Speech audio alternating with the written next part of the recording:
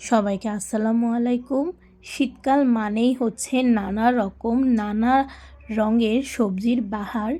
এরকম একটা মাখো মাখো সবজি খেতে চাইলে আজকের রেসিপিটা আপনার জন্য।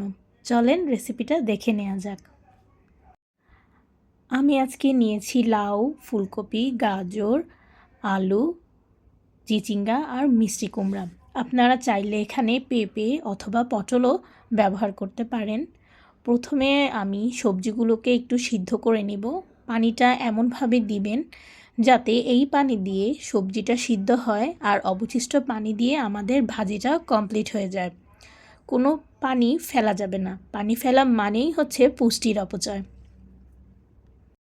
নিয়ে নিব পর্যাপ্ত পরিমাণ তেল আর সেই তেলে দিয়ে দিব 2টা এলাচ আর 2টা তেজপাতা।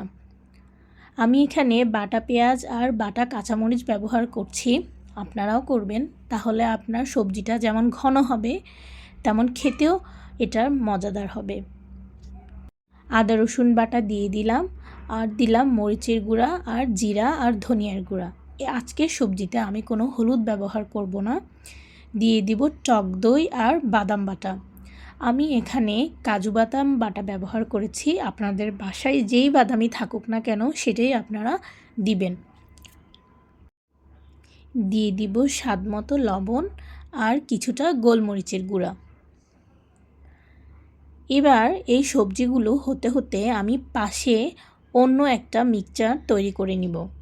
আমার সবজির পরিমাণ অনুযায়ী আমি নিয়ে নিয়েছি 2টি ডিম, সাথে আমি পানি অ্যাড করব। এর সাথে দিয়ে দিব মিল্ক পাউডার আর 1 চামচ কর্নফ্লাওয়ার।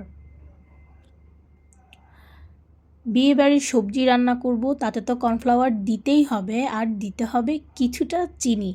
এই সামান্য একটু চিনি যে সবজির স্বাদ কতটা বাড়ায় তা না দিলে আপনারা মিস করবেন। বাস হয়ে গেল আমার বিয়েবাড়ির শাহী সবজি।